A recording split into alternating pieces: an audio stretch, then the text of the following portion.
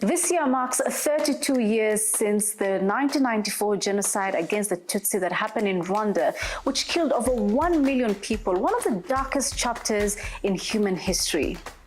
Every year during Kwibuka, Rwanda and the global community remember the victims, stand with survivors during this time to pause and reflect on the lessons of this particular history. Today on the show, I'm joined by Ambassador Ernest Rwamucyo, who's the High Commissioner of Rwanda to Kenya.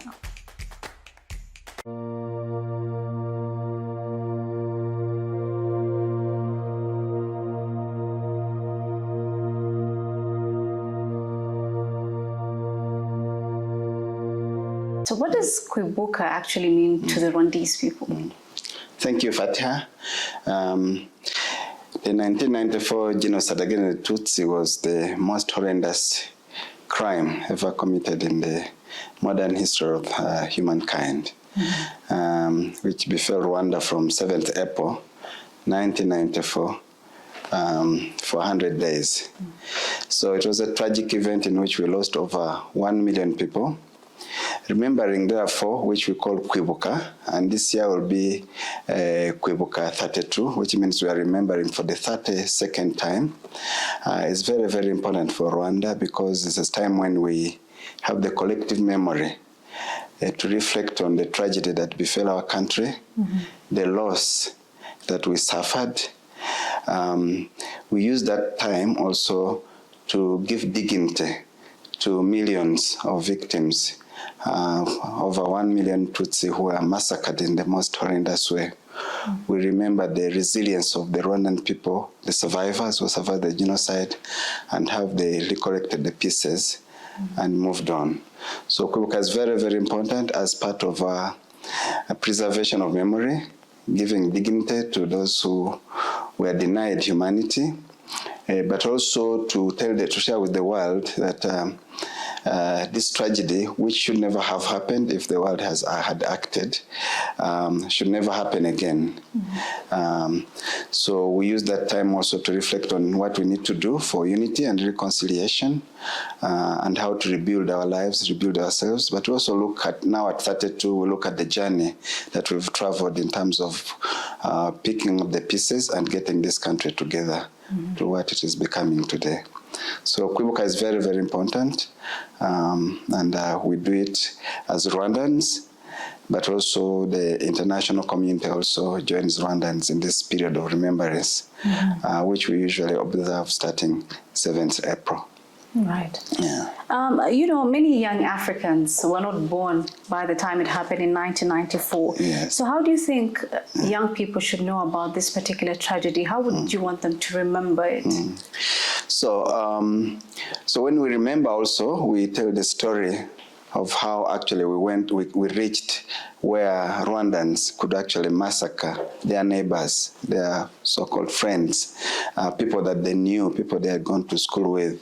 That it springs from discrimination, from hatred, from bigotry, and from people basically turning against their own in a very inhuman way. And when we do Kwibuka, those stories are also shared of survivors. Survivors give testimonies, but we also look at the history of the country, Rwanda, which had been a peaceful country for centuries, but because of a bad history of colonialism, a bad history of bad leadership, that was discriminating against its citizens, preaching genocide ideology, and actually taking the steps to execute their own people and mobilizing the rest of the population to be massively involved in the genocide against Tutsi, especially using armed militia who were trained and armed. So we also tell young people about the need to be actively engaged in promoting unity, harmony, peaceful coexistence, and basically knowing that this tragedy, if we are not vigilant and active against genocide ideology and its dissemination and hate speech and hatred, that it could happen again. In Rwanda, we are determined never again, but for young people, anywhere in the world. We call upon them to know that this is a tragedy that happened that could have been prevented if people had just been vigilant and known that any form of discrimination, bigotry is dangerous. So, and genocide ideology is still active, so the youth have to remain vigilant as well. Right.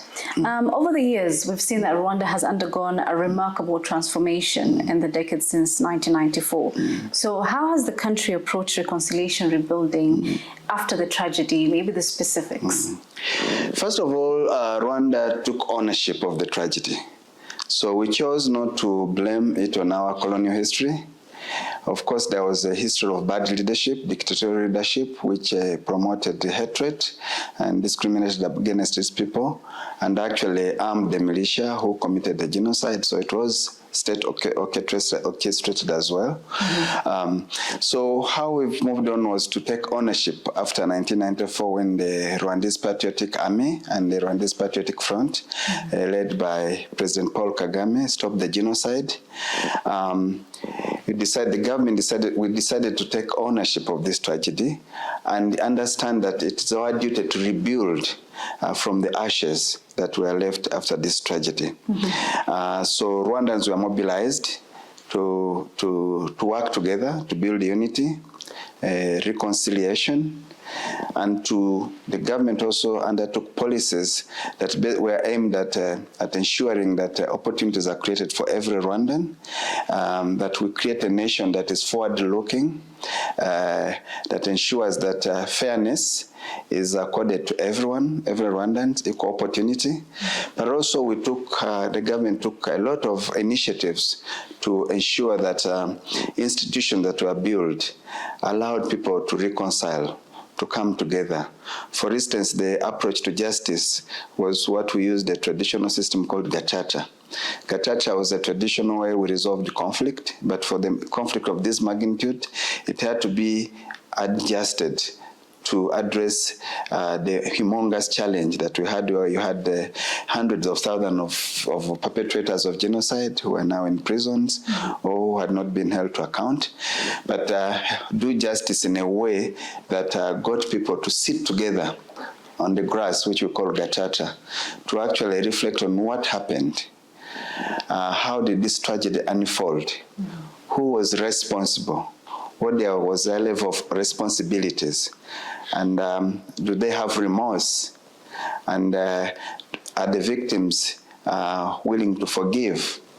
So that the sentences that were passed were done in such a way that we knew that the nation had to live, and that Rwandans were going to have to live together again and to work together.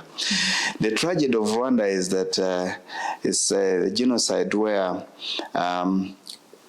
when the genocide stopped, because people had killed their neighbors, people that they knew, people that they went to school with, people that had lived in the same village, gone to the same church or mosque. After the genocide, again, the survivors of the genocide and the perpetrators had to go again to live together. Right. So how do you ensure that these people will actually live together? And how do you dispense justice in a way that is not meant to be just punitive, but to actually create a basis for the community to come back together? So gacaca helped us to serve that. But there are other forms of justice. So if we had used the only classic justice, it would have taken a long time to actually ensure that justice is done, because just as they say in the jargon, that justice has to be done and has to be seen to be done. So it has to be in the lifetime of the victims and the perpetrators. So gacaca helped us to expedite the justice system. We still had the forms of classical justice system for the really hardcore criminals and planners and architects of the genocide, and thousands of those were also tried in the normal courts of law. We also had an international tribunal, the International Tribunal for Crimes Tribunal for Rwanda, which was based in Arusha. But that tried a handful of perpetrators who had gone, who are fugitives in different parts of the world, and who were arrested and taken to justice. It did its job because it actually was set up because the 1994 genocide against the Tutsi in Rwanda was the first genocide to be recognized by the international community and the United Nations under the 1948 Convention on the Prevention and Punishment of the Crime of Genocide. Right. So it fitted exactly what the convention defines as a genocide. So that's created the basis now for the tribunal to be formed. It is now winding down because it has to come to end. It's now a residual mechanism. But yeah, that combination of justice helped us to actually, especially Gacaca, helped in fomenting not just accountability, but also and reconciliation. But even the way we've approached development in the country has been in a way that offers equitable opportunity for every Rwandan. We've removed all the things that sort of entrenched or institutionalized discrimination.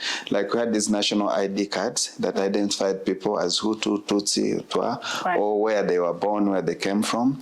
So all these have been changed. Now we carry national IDs that just give your name and your date of birth. And so it doesn't trace back to any form of ethnicity. We've focused on things that unite us rather than on those that may separate us. The genocidal system, the system that created the genocide and the previous regimes, emphasized, and the colonial time also emphasized and focused on what differentiated people. Rather than what brought them together. And the Rwanda of today is looking more at what unites people, what they share in common, a common language, culture, heritage, and that's what we are building on. So there are a lot of things that have been deliberately done to solidify social cohesion, to bring people together, and promote unity and reconciliation. Right. Yeah. Very well said. I just want to now just be off the back of what you've talked about, the justice system, and talk about the main perpetrators or suspects of the genocide against the Tutsi in 1994. Have they been brought to justice? So as I said, through the Gacaca system and the classical courts that we had in Rwanda, which were rebuilt also after the genocide because they had been shattered, and the International Crime Tribunal for Rwanda, quite a sizable number of genocide perpetrators were brought to account through the justice system, and those who were found guilty faced justice. Those who were not were set free. Some people have served their sentences and completed, others still serving. But there's still a large number of perpetrators, of genocide perpetrators, who are fugitives in different parts of the world. We know media plays a big role in terms of information or even relaying any kind of information. And if we go back in history, media did play a role during that time. Specifically radio. And the genocide against the Tutsi showed how powerful media can be when it's used irresponsibly. So I want to know, in your opinion, how can media professionals or even journalists ensure that the kind of storytelling that you tell is truthful and can hold people accountable rather than, share or put any kind of division? Yes, that's a very, very important question, and media is very powerful. And if depending on the facts and the information that it's sharing, if it's educative, it can educate people. But if it's decisive or divisive or hate speech, it could actually be it could be dangerous, which is what happened in Rwanda. The media played a very, very important role in disseminating hatred and discrimination and division. There was hate media, Kangura, which was a newspaper that was used to disseminate genocide ideology and hatred. It was used to actually destroy where people were hiding so that they could be killed. It was used to publish a list of those who could be killed, who should be killed, who should be hunted and killed. We have the Radio Television, the Mille Collines, LTRM, which was a radio, which was a hate media basically. And we even have, during the trial at the International Crimes Tribunal for Rwanda in Arusha, Arusha, there was a particular trial that was dubbed the media trial, which was basically which was hearing cases and holding accountable media personalities, prominent media personalities during the genocide, who played a very, very important role. So in Rwanda, we saw media really play a very, very dangerous role in perpetuating the genocide and genocide ideology, and inactively actually leading to actual death of people. Now, what we need to be cautious about now is that the media can be very constructive and play an important role, both local media and international media, both broadcast and print media, and now we have also social media that should actually play a role in promoting harmony, peace, peaceful coexistence, educating people also on the dangers of genocide and the tragedy that befell Rwanda, and be clear that it actually, if not addressed elsewhere, that if we continue to allow genocide ideology to perpetuate, or hate speech, or discrimination, bigotry, that genocide could happen elsewhere. And I think the media there, which in Rwanda had a very, very powerful role in promoting genocide, I think in the rest of the world, in Kenya, in other parts of the world, I think we can have media learn from the tragedy of Rwanda and take those lessons very, very seriously and understand that it's a powerful tool that actually can play an important role towards development, towards promoting harmony, towards giving information that enables people to know that Rwanda was not alone, and that there are signs that also there are hate speech in other parts of the world. There are things that we take lightly, but that build into a genocide. Because even in Rwanda, people thought it was freedom of speech. Some people, when it started, they were saying freedom of speech, but freedom of speech that leads to dissemination of a whole ethnic group is very dangerous. So we think that the media can play a very, very important role, but it should pick lessons from Rwanda and veer away from messaging or information or unfactual things that can be dangerous to community or that can harm people or put people in harm's way. Right.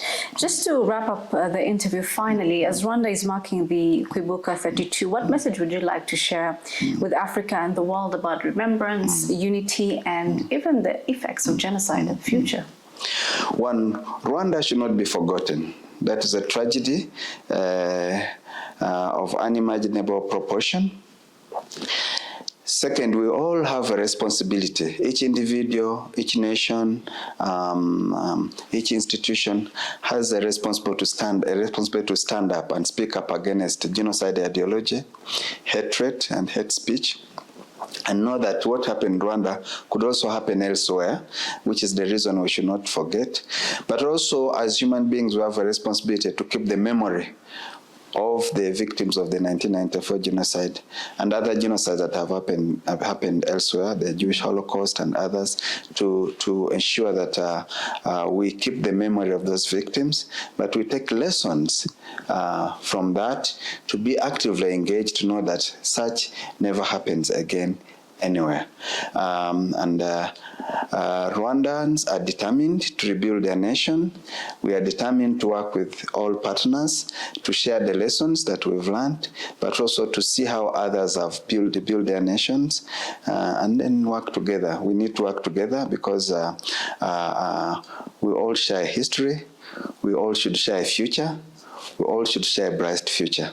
And every individual, wherever they are, every nation has a responsibility to be actively engaged in the fight against genocide and in the fight against hatred or hate speech, and also to help bring to account those perpetrators that may be still fugitive anywhere in the world. Anybody can share information to that effect if they can.